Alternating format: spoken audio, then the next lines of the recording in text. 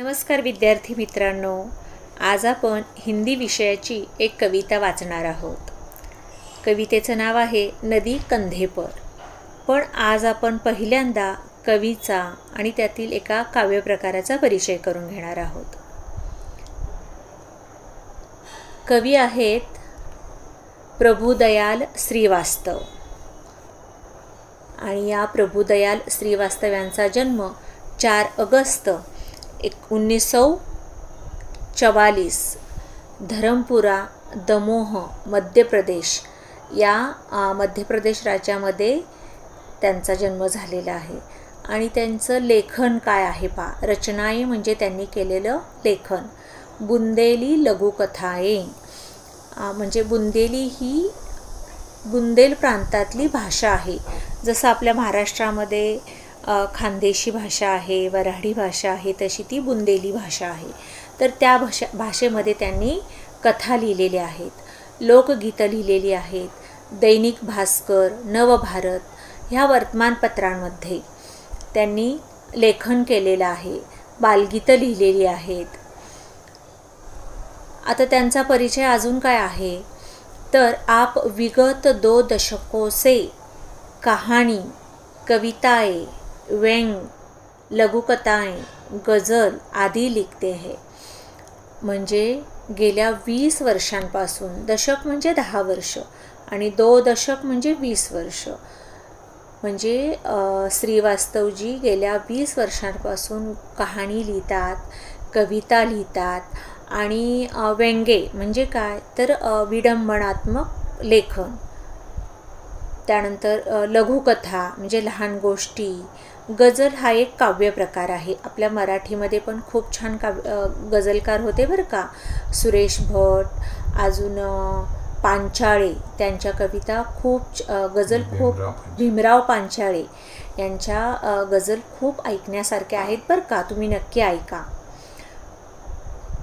आणि या कवितेमध्ये त्यांनी बघा काय सांगितलेलं आहे, प्रस्तुत कविता में काल्पनिक प्रतीकों के द्वारा नदी के प्रति बाल मनोभावों को व्यक्त किया है।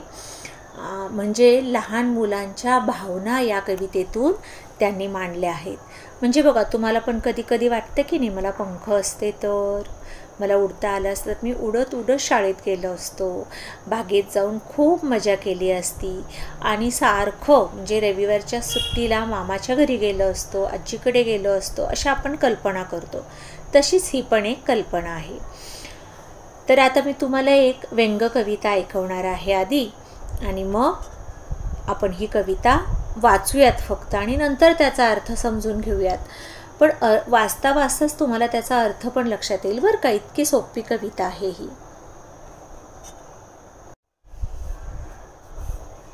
आता ही एक विडंबनात्मक कविता आहे बरं का। आता तुम्हाला तुम्ही लहानपणी किंवा आता पण ऐकलं असेल हे गीत, चांदो मामा भागलास का, निंबोनीच्या झाडामागे लपलास का, त्याचंच विडंबन कविता ही आहे।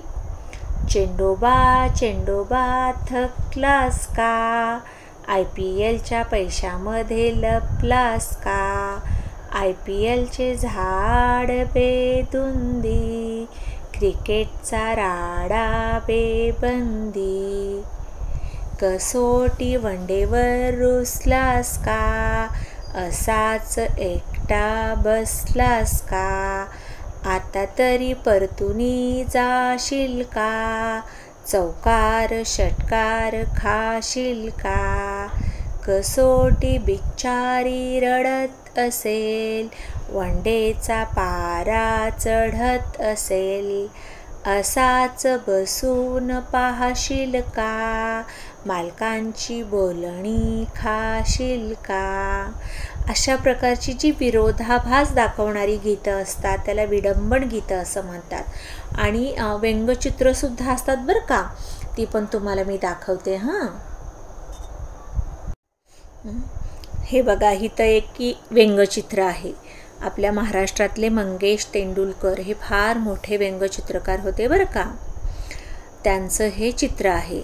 आता या चित्रावरून तुमच्या लक्षात आलं असेल की झाड तोडण्यासाठी लाकूड तोड्या कुऱ्हाड घेऊन आलेला आहे आणि त्याने कुऱ्हाड ठेवली आहे तिथं, अशी उभी ठेवली आहे आणि ती कुऱ्हाड त्यांनी झाड तोडण्यासाठी आणली आहे. पण इथं या चित्रामध्ये काय विरोधाभास आहे, तर पक्षी ती कुऱ्हाड, सुतार पक्षी असतो की नाही, तो काय करतो, लाकूड त्याच्या चोचीने खूप वेगात कुरतडत असतो किंवा पोखरत असतो. तर तो पोखरतोय आणि ती कुऱ्हाड त्या लाकूड तोड्याच्याच डोक्यावर पडणार आहे. म्हणजे इथं विरोधाभास दाखवलेला आहे. याला म्हणायचं व्यंगचित्र. तर तुमची कविता आहे नदी कंधे पर. म्हणजे नदीला जर खांद्यावर घेऊन येता आलं असतं तर काय काय बरं गंमत केली असती तुम्ही. आठवा बरं का. आपण हे पुढच्या व्हिडिओमध्ये पाहणार आहोत. आता आपण नंतर भेटूयात. बाय.